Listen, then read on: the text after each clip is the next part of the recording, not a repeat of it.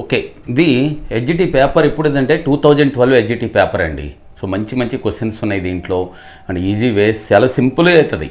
So దాంట్లో కొన్ని ఏమైనా ఎడిషనల్గా ఉంటే చూద్దాం. అంటే మన సిలబస్లో ఇప్పుడు ప్రస్తుత సిలబస్లో లేనివి కూడా 1-2 క్వశ్చన్ తగులుతాయి. ఒకటే తగిలింది, నాకు ఎక్కువ తగలలేదు. చూద్దాం.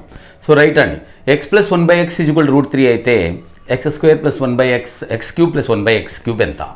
సో ఎప్పుడైతే x+1/x 3 అనుకోండి, దాని నుంచి అది హోల్² 3 కాబట్టి x+1/x ఎంత అవుతుందండి? √3 అవుతుంది. √3 వచ్చినప్పుడు క్యూబ్ ఎంత అంటే చెప్పుకున్నాం, దట్ ఈజ్ 0. మీరు మన అంటే ఆల్జిబ్రాలో సూత్రాల మీద ప్రశ్నలని ఒక వీడియో ఉంది, అది చూసినా ఉంటుంది. లేదు కొన్ని క్వశ్చన్ మన ప్రీవియస్ పేపర్సు బోల్డని స్టాక్ ఆఫ్ క్వశ్చన్స్ ఉన్నాయండి మన దీంట్లో, మన ఛానల్లో. సో చూడాలి ఓపిక్గా, మీరు చేసుకుంటే దాంట్లో మీకు ఉపయోగపడేవి చాలా ఉంటాయి. అక్కడ మధ్యలో ఉంటుంది మనకు కావాల్సింది, చూసుకోవాలి కదా. అవన్నీ ఓపిక్గా చేసుకోవాలి. ఊరికి పైన 1 నిమిషం చూసేసి 2 నిమిషాలు చూసేసి ఊరికంటే అయిపోదు, చూసుకోవాలి మొత్తం. సో ఎక్కడ ఏది ఉంటుందో ఈజీగా ఉంటుందో మనం చెప్పలేం కాబట్టి. Right, right, that is one thing అండి. x+1/x √3 అయినా కానీ చెప్తున్నా, దాంట్లో ఉంది అయినా చెప్తున్నా. ఎప్పుడైనా సరే ఇలా ఇచ్చి క్యూబ్ కావాలి అంటే x³ + 1/x³ కావాలనుకో, ఎలా చేస్తామంటే క్యూబ్ -3 రెట్లు. అది క్యూబ్ -3 రెట్లు అంటే √3కి క్యూబ్. √3కి క్యూబ్ అంటే √3 × √3 -3 రెట్లు. అంతేనండి, 3 రెట్లు, దీనికి 3 రెట్లు 3√3. ఓకే, ఇప్పుడు √3 × √3 ఎంత? 3√3 - 3√3. √3 × √3 అంటే 3 కదా. 3 × √3 - 3 × √3. 3√3లోంచి 3√3 పోతే 0. గుర్తుంచేసుకునేటంత ఇంపార్టెంట్ అంది. x+1/x √3 అయితే x³ + 1/x³ ఎంత అంటే 0. రైట్, దీనికి వద్దాం చూడండి. నెక్స్ట్ క్వశ్చన్, ఒక కోణము దాని పూరక కోణం కన్నా 26 ఎక్కువ అంటండి. కోణం దాని పూరకానికంటే 26 ఎక్కువ అంటే ఇదిగోండి, కోణము దాని పూరకము. సో రెండు కలిపి మనకు తెలుసు, పూరక కోణం అంటే 2 కలిపితే ఎంత? 90. అంతే కదండి. పూరక కోణం అంటే 2 కలిపితే ఎంత? 90 కదా పూరక కోణాలంటే. అయితే తేడా ఇచ్చాడు. కోణం అంటే దాని పూరకానికన్నా, అంటే కోణము మైనస్ పూరకం ఎంత ఎక్కువ? 26 ఎక్కువ. పూరకం అన్నాడు కాబట్టి 2 కలిపితే 90. తేడా ఇచ్చాడు క్లియర్గా, అది 26 ఎక్కువ అంటే తేడాయే కదా. కోణము మైనస్ పూరకం ఎంత? 20. ఇప్పుడు ఎప్పుడైనా సరే నేను ఎప్పుడు చెప్తా ఉంటా, ఇలా మొత్తము భేదము ఇస్తే పెద్దది కావాలి. పెద్దదంటే ఇది చిన్నది ఆటోమేటిక్గా. పెద్దది కావాలి అనుకోండి, కోణం ఎలా వస్తుందంటే కలిపి సగం కొట్టో, కలిపి సగం చెయ్యి. అందుకని ఈ రెండింటినీ కలిపితే 116. దాన్ని సగం చేస్తే ఎంత అండి మీ ఆన్సరు? 58. థర్డ్ ఆప్షన్ నోట్ చేసుకోండి.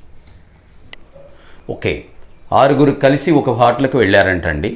వాళ్ళలో 5 అందులో 5 సగటున 24 రూపాయలు ఖర్చు చేశారంట. మొదట 5 సగటున 24 రూపాయలు ఖర్చు చేశారు. అయితే దానివలన 6వ వాడు దూకాడు రంగంలోకి. వాడు ఏం చేశాడంటే ఆ 6 సగటు కన్నా ఎంత ఎక్కువ ఖర్చు చేశాడు? 5 రూపాయలు ఎక్కువ ఖర్చు చేశాడంట. అయితే మొత్తము ఖర్చు ఎంత? కొద్దిగా మంచి క్వశ్చన్ అండి, ఇది జాగ్రత్త చూసుకోండి. ఓకే, ఇప్పుడు ఏంటి ఇక్కడ ఒరిజినల్గా 5 ఉన్నారు కదా, వాళ్ళ యొక్క సగటు మనకి తెలుసు. ఎంత అది ఇచ్చాడు? వాడు ఇచ్చేసాడు 24. 6 అయిన తర్వాత సగటు ఎంతో తెలియదు. ఇది ఎంతో తెలియదు, మనం ఈ గ్యాప్ ఫిలప్ చేయాలి. ఈ గ్యాప్ని మనం ఫిలప్ చేయాలి. ఎంతో సగటు 0 అనుకుంటారేమో, అందుకని సగటుని మనం ఫిలప్ చేయాలి. రైట్, అయితే 6వ వాడు ఏం చేశాడు? ఈ సగటుని రీచ్ అయిపోయాడు. 6వ వాడు అందరి సగటు కన్నా, కాబట్టి 6వ వాడి సగటు అందరి సగటును రీచ్ అయిపోయింది. ఇక్కడ ఉన్నాడు. ఎంత ఎక్కువ? 5 ఎక్కువ. ఆ ఎక్కువైనటువంటి 5 మిగిలిన వాళ్ళని పెరగడానికి ఉపయోగపడుతుందండి. ఎంత పెరుగుద్ది? సో దీంట్లో ఇప్పుడు చూడండి, పెరుగుదల చూద్దాం. ఇక్కడ పని చూడండి, ఈ 5లో ఎంత పెరిగిందంటే ఈ 6వ వాడి యొక్క సగటు అందరి సగటు కన్నా 5 ఎక్కువ అన్నాడు. కాబట్టి 6వ వాడిది కూడా ఇక్కడ చేరిపోయింది. సో ఎంత ఎక్కువ? 5 ఎక్కువ కదా. ఆ 5 ఎందుకు ఉపయోగపడుతుంది? మిగిలిన వాళ్ళ సగటు పెరగడానికి ఉపయోగపడుతుంది. మిగిలిన వాళ్ళు అందరూ 5 కదా. సో కాబట్టి ఆ 5 సగటు 5 5 ఎంత? ఒక్కొక్కడికి సగటున ఎంత పెరుగుద్ది? 1 పెరుగుద్ది. అంటే ఇప్పుడు 6గురి సగటు ఎంత అండి? 25. 6గురి యొక్క సగటు ఎంత అవుద్ది? 25 అవుద్ది. ఎందుకని? ఈ 5గురిది 1 పెరుగుద్ది కదా, 24 వల్ల 25 అయిపోయింది. 6వాడు వెళ్ళి ఆల్రెడీ అక్కడ కూర్చున్నాడు, వాడి గురించి ఆలోచించక్కర్లా. అయితే మామూలుగా అర్థం చేసుకోండి, వేరే ఫార్ములా ఉంటుంది, దాని ప్రకారం కూడా చెప్తా. అయిపోయింది. కాబట్టి 6గురి సగటు 25 కదండి. ఎంత సగటు మొత్తం కావాలి అంటే టోటల్ కావాలి అనుకోని ఇక్కడ రాస్తున్నాను. పోనీ టోటల్ కావాలి అంటే 6 25లు అంటే 6 × 25, దట్ ఈజ్ ఎంత అండి? 150. ఓకే, ఒకసారి నోట్ చేసుకుంటే ఫార్ములా ప్రకారం కూడా చెప్తా. ఓకే, ఇది ఫార్ములా అండి. ఏదన్నా నూతన రాశి చేరితే సగటు మారుతుంది కదా, అందుకని నూతన రాశి మైనస్ నూతన సగటు = n × సగటులో మార్పు. n అంటే మొదటిగా ఉన్నవారు, నూతనంగా రాకముందు అనమాట. సో ఇక్కడ నూతన రాశి డైరెక్ట్గా దీని వాల్యూ ఇచ్చేసాడండి. నూతన రాశి మైనస్ నూతన సగటు ఎంతనిచ్చాడు? 5 అని ఇచ్చాడు కదా. 6వ వాడిది ఏమన్నాడు? అందరి సగటు కన్నా 6వ వాడు వీడు నూతనం. అందరి సగటు అంటే నూతన సగటు కన్నా ఎంత ఎక్కువ అన్నాడు? 5 ఎక్కువ అన్నాడు. = వాడు రాకమంది ఎంతమంది ఉన్నారు? 5గురు ఉన్నారు ఇంటూ మార్పు. 5 × ఒకసారి. సో మార్పు ఎంత? 1. ఇప్పుడు ఆటోమేటిక్గా మార్పు 1 కదా, నూతన సగటు వచ్చేసింది. ఎంతండి? ఆల్రెడీ 24 కదా, 1 పెరిగింది కాబట్టి 25. సో మొత్తం ఎంత అంటే ఎంతమంది ఇప్పుడు ఉన్నది? 6గురు కదండి. 6 25లు ఎంత? 150. ఓకే, ఇప్పుడు ఈ క్వశ్చన్ చూడండి. సో ఒక గది యొక్క కొలతలు, ఒకటేమో 6 మీటర్లు, రెండవది 4 మీటర్లు, మూడవది 4 మీటర్లు. దాంట్లో 12 చిన్న చిన్న ఘనాకార పెట్టెలు పెట్టారంట. అయితే ఘనాకార పెట్టె భుజం ఎంత? నేను చెప్తా ఉంటాను ఎప్పుడు. దీంట్లో మీరు పాతవి చూసుకున్న క్షేత్రమితికి సంబంధించి అర్థమవుద్ది. సంఖ్య ఎప్పుడైనా కావాలి అంటే ఇది ఫార్ములా, పెద్దది బై చిన్నది అంటాం. పెద్దదేంటి? గది. అంతే, ఇది గదే కదా, ఇది కూడా రాసేస్తున్నా. పెద్దది ఏందండి? గది. గదికి ఘనపరిమాణం ఏంటది? దీర్ఘగణం కదా, అందుకని 6 కింద వేద్దాంలేండి. దీర్ఘగణం కదండి, దట్ ఈజ్ మనకి ఫార్ములా తెలుసు, LBH. చిన్నదేంటి? ఘనాకారం కదండి, చిన్నది ఘనాకారం కదా, దాంట్లో పెట్టింది అంటే ఎంత? Formula A3. ఓకే, సంఖ్య ఇచ్చేసాడు కాకపోతే 12 అన్నాడు. ఇది = పెద్దదేంటి? 6 4 4 అంతేగా, ఫార్ములా LBH కదా, డివైడెడ్ బై ఎంత అండి? A3. అయిపోయింది. సో ఇంకా మీ ఇష్టం. ఇక్కడ 6 దీంట్లో 2 సార్లు పోద్ది, ఈ 2 దీంట్లో 2 సార్లు పోద్ది. ఓకేనా? 2. అయితే A3 ఎంత వచ్చిందంటే 8. వెంటనే ఏ ఎంత? ఏంటది? 2 మీటర్లు. సో ఆ ఘనం యొక్క భుజం ఎంత అంటే 2 మీటర్లు. ఓకే, నోట్ చేసుకో. సో ఇలాంటి సమీకరణాలకి ఎన్ని సాధనలు ఉంటాయి? ప్రస్తుతం అయితే 10th క్లాస్లో ఉందండి. సో అసిస్టెంట్ వాళ్ళకి, మ్యాథ్స్ అసిస్టెంట్ వాళ్ళకి, ఎడ్జిట్ వాళ్ళకి రెండింటికి ఇంపార్టెంట్ అండి. ఇది చాలా చాలా ఇంపార్టెంట్. గుర్తుండే ఉంటుంది కదా, ఇది x + 3y = 13, 2x + 6y = 13. మనకేంటి? A1/A2 ఇక్కడ. A1/A అంటే A అంటే 1/2 B1/B2 అంటే 3/6 C1/C2 13/13. అయిందా? చూడండి, ఇది 1/2 కరెక్టే, ఇది కూడా 2 సార్లు పోద్ది కాబట్టి 1/2 కరెక్టే. A1/A2 B1/B2 సమానమైంది, కానీ ఇది కాదు కదండి, ఇది ఒకటే కదా, అది. So not equal. A1/A2 ఇదిగో ఈ రెండింటి నిష్పత్తి, ఈ రెండింటి నిష్పత్తి సమానమైంది, కానీ ఇది వేరుగా ఉంది. అటువంటి అప్పుడు మనం చెప్పుకున్నాం సాధనలు ఏమీ ఉండవు, దానికి సాధన లేదు. ఇది ఇంకా వెరీ సింపుల్ అండి. ఇదిగోండి, ఇది డబల్ అయినా విలువ మారట్లా. ఇది 2x 6y అయింది, ఇది కూడా మారితే అది వేరే సిచ్యువేషన్. ఓకే, డబల్ అయింది అయినా విలువ మారట్లా అంటే అర్థం ఏంటి? సో ఇవి సరైన సమీకరణం కాదు. ఓకే, అందుకని అసంగత సమీకరణాలు అంటాం. సో ఇది మారింది కానీ, ఈ 2 మారినాయి కానీ ఇది మారిపోతే ఎట్టా? ఇది కూడా మారాలిగా. కాబట్టి సో దీనికి సాధన ఉండదు. రైట్ అండి, ఇక్కడికి వద్దాం. 2 వరుస బేసి సంఖ్యల వర్గాల భేదము క్రింది వానిలో దేంతో భాగించబడుతుంది అన్నాడు. వరుస బేసి సంఖ్యలు తీసుకోండి, మనం ఏదో ఒకటి తీసుకోవటమే. వరుస బేసి సంఖ్యలు అవి కూడా బెటర్, పెద్ద అక్కల చిన్నవి అనమాట. 2 వరుస బేసి సంఖ్యలు నేను ఇవి తీసుకుంటున్నా, 1 and 3. వర్గాల భేదం, దీని వర్గం ఎంత? 1. ఎప్పుడు చిన్నవే తీసుకోవాలండి. దీని వర్గం ఎంత? 1. దీని వర్గం ఎంత అండి? 9.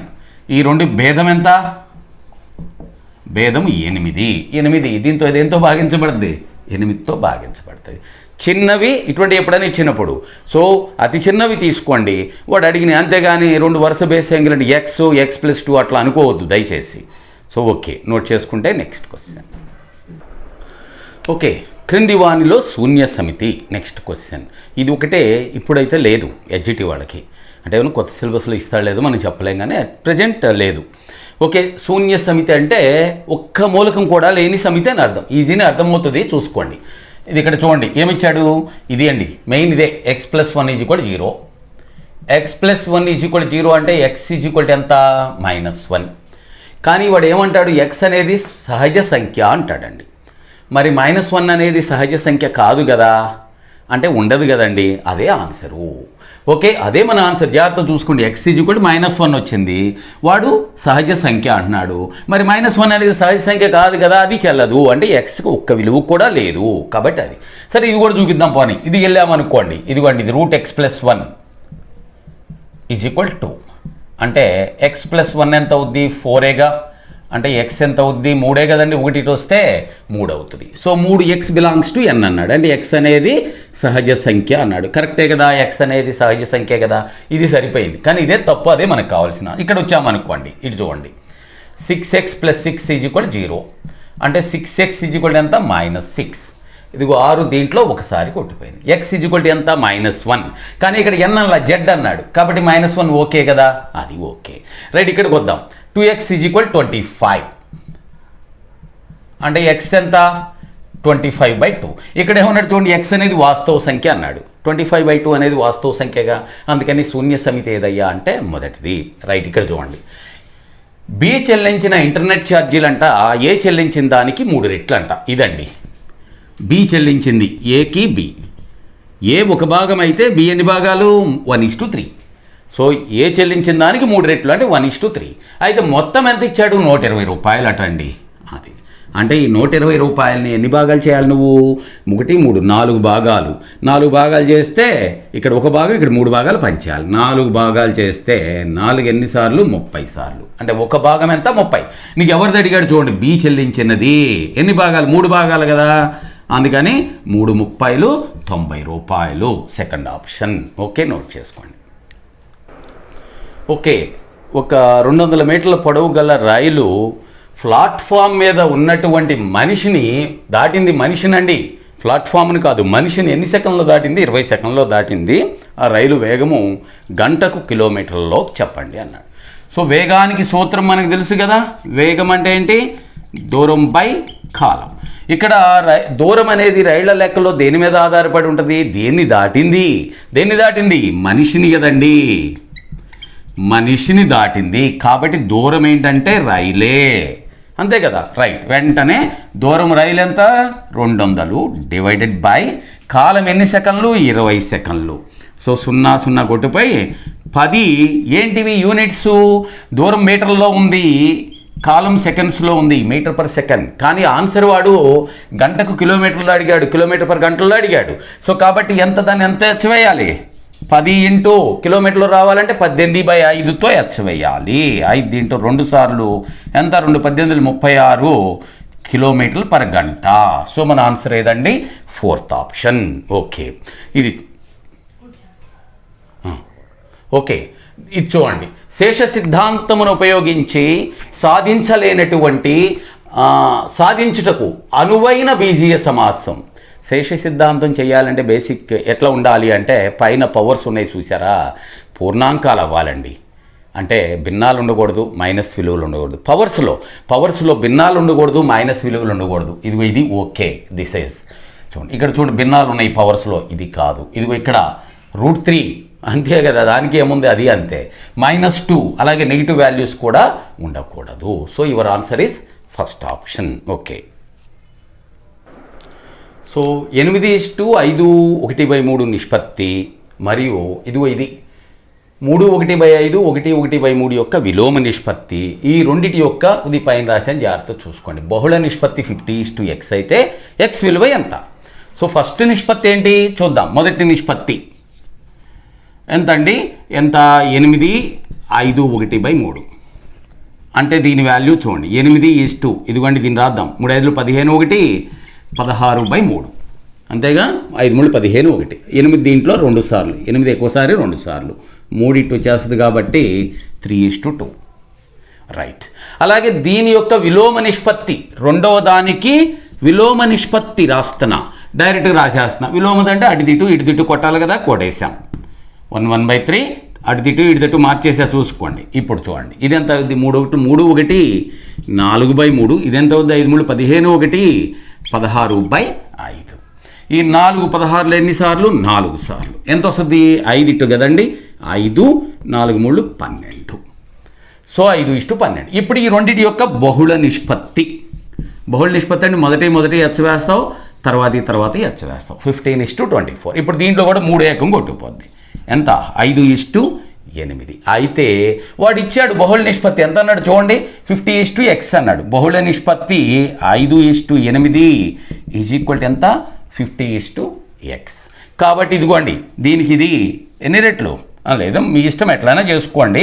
అంచెముల లబ్ధము ఈజ్ ఈక్వల్ టు మధ్యముల లబ్ధము, లేదా వెరీ సింపుల్, దీనికి ఇది 5 రెట్లు, దీనికి ఇది 5 పక్కన 0 చేరింది, ఇక్కడ 8 పక్కన 0 చేరుతుంది.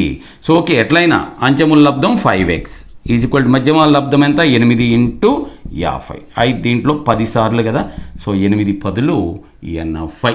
Second option. ఓకే, దీనికి వద్దాం చూడండి. ఒక భిన్నములో హారము విలువ లవము కంటే 2 ఎక్కువ, హారం అంట లవము కంటే 2 ఎక్కువ అంట. లవహారాల రెండిటికి 5 కలిపితే, దానికి దీని రెండింటికి 5 కలిపితే ఆ భిన్నం అంట 4/5 అవుతుందంట. ఆ భిన్నం ఏంటి అని అడిగా. భిన్నాల లెక్కలు ఈయనంత వరకు ఆప్షన్ ఇచ్చే చేస్తామండి. హారము లవము కంటే 2 ఎక్కువ, ఇదిగో చూడండి, లవం కంటే 2 ఎక్కువ. ఫస్ట్ది ఓకే, రెండవది ఓకే, మూడోది ఓకే, నాలుగోది కూడా ఓకే, అన్నీ ఓకే. 2 ఎక్కువ. నెక్స్ట్ కండిషన్ ఏంటి, అన్నీ 2 చూడండి, 7కి 2 కలిపితే 9, ఇదిగో 3 5 8 10. లవహారాలకు 5 కలిపితే, 5 కలిపామనికి ఇదేమో 12 అవుతుంది, 5 కలిపితే ఇదేమో 14 అవుతుందండి. ఎంత అవ్వాలి భిన్నం, 4/5 అవ్వాలి. ఎంత అయిందో చూద్దాం. 2 ఎక్కం 6/7 అయింది, కాబట్టి తప్పు. నీకు 4/5 రావాలి కదా. సరే, లవహారాలకు 5 కలిపామనుకోండి, దీనికి 5 కలిపితే 8 అవుతుంది, దీనికి 5 కలిపితే 10 అవుతుంది.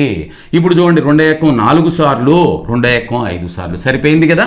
So your answer is second option. So ఇక్కడ చూడండి, క్రింది వానిలో సత్య ప్రవచనం ఏంటి, ఏవైనా 2 లంబకోణ త్రిభుజాలు స్వరూపాలు. ఇక్కడ చిన్న విషయం గుర్తుంచుకోండి, ఏవేవి స్వరూపాలంటే సమబాహు త్రిభుజాలు స్వరూపాలండి. 2 సంబాహు త్రిభుజాలు స్వరూపాలు, 2 చతురస్రాలు స్వరూపాలు, 2 వృత్తాలు స్వరూపాలు, 2 క్రమ బహుభుజులు అంటే ఒకే ఇది ఆకారం, 2 క్రమ బహుభుజులు స్వరూపాలు. ఇవే మనకు ఉండేవి స్వరూపాలు, ఏవి పడితే అవి కాదు. ఇంకా 2 సంబాహు త్రిభుజాలు స్వరూపం, 2 చతురస్రాలు స్వరూపం, 2 వృత్తాలు స్వరూపం, 2 క్రమ బహుభుజులు స్వరూపం. చూడండి, ఇక్కడ 2 చతురస్రాలు స్వరూపం, దట్ ఈస్ కరెక్ట్ ఆన్సర్. ఇక్కడికి వచ్చాం, ఇది చూడండి. ఒక వ్యక్తి నెలలో ఖర్చు ఎంత చేస్తాడంటే, ఖర్చు ఏమో 5625, పొదుపేమో 1875. ఇదిగోండి, ఖర్చు 5625 అండి, పొదుపు 1875 అండి. అంటే ఇది ఖర్చు, ఇది పొదుపు. మరి ఆదాయం ఆటోమేటిక్గా ఈ రెండింటి మొత్తమే కదా. ఎంత అండి, 57ను 18 7500 అనుకుంటా. సో 57 8 57 65 7500. ఇప్పుడు ఆడు ఏమడిగాడు, పొదుపు శాతం ఎంత, పొదుపు శాతం ఎంత వచ్చింది, పొదుపు 1875. దేంట్లో కనుక్కోవాలి, డివైడెడ్ బై పొదుపు శాతం దేంట్లో కనుక్కోవాలి, ఆదాయంలో. ఆదాయం ఎంత అండి, 7500 × 100. ఓకే అండి, రైట్. 75 చూడండి, దీంట్లో 2 75లు 150, ఇంకా 37 అంటే 375లో 5 75లు 350. So 25%. So first option correct answer అండి. ఓకే, 7 మీటర్ల వ్యాసార్థము గల అర్ధవృత్తాకార బాటలో పింకీ 4 చుట్లు కొట్టాయంటండి, అంటే 4 చుట్టుకొలతలు. అయితే ఎంత దూరం ప్రయాణించినట్టు. అర్ధవృత్తాకారం బాట ఒక చుట్టు అయితే ఒక చుట్టుకొలత కదా, అర్ధవృత్తాకారం చుట్టుకొలతకి ఫార్ములా ఏంటి, 36/7 × r. That is equal to 36/7 × r. ఎంత ఇచ్చాడు, 7 మీటర్లు. 7 కొట్టుపోతే 36 మీటర్లు అండి. అయితే ఎన్ని చుట్లు, 4 చుట్లు కదా మరి, అందుకని 36 × 4 అంటే 144 మీటర్లు. సెకండ్ ఆప్షన్ కరెక్ట్ ఆన్సర్ అండి. రైట్, దీనికి వద్దాం. 3 నోట్బుక్లు 5 పెన్నుల విలువ 100 రూపాయలు. ఇదండి 3 బుక్స్ 5 పెన్స్ వాల్యూ ఎంత అంటే 100 రూపాయలు. సో అలాగే రెండోది ఏమనిచ్చా అంటే 5 నోట్బుక్స్ 2 పెన్స్ విలువ 170 అన్నాడు. అయితే నాకేం కావాలంటే ఇప్పుడు ఇది కావాలి, 2 నోట్బుక్లు 5 పెన్నుల విలువ. సో సాధించి చేసుకోవాలి, మీ ఇష్టం ఎట్లా అయినా సరే. ఒక చిన్న చూడండి, ఇప్పుడు ఈ రెండింటి తేడా కనుక్కున్నాం అనుకోండి, ఏమొస్తుందండి?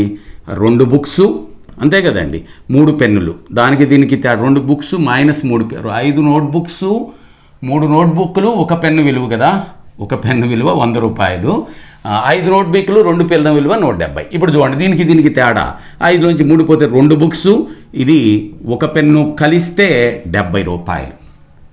ఓకే, ఇప్పుడు ఈ 2 అబ్జర్వ్ చేయండి. 3 బుక్స్ 1 పెన్ను అయితే 100, 2 బుక్స్ 1 పెన్ను అయితే 70. ఇంకెంత పెరిగింది? 30 పెరిగింది కదా. ఆ 30 రూపాయలు ఏంటి? బుక్. ఇదిగోండి 1 బుక్కు, ఇక్కడికి తేడా ఏంటి? 1 బుక్కు ఎంత పెరిగింది? 30. అంటే 1 బుక్కు ఖరీదు ఎంత అండి? 30 రూపాయలు. 1 బుక్కు 30 రూపాయలు కాబట్టి ఇదిగోండి 2 బుక్స్ 2 30 60. ఏమండి పెన్ ఎంత అయ్యా అంటే ఇదిగోండి 2 30 60, పెన్ ఇంకా ఎంత? 10 రూపాయలు. సో మన అడిగింది ఏంటి? 2 నోట్బుక్స్, 2 బుక్స్, 5 పెన్స్.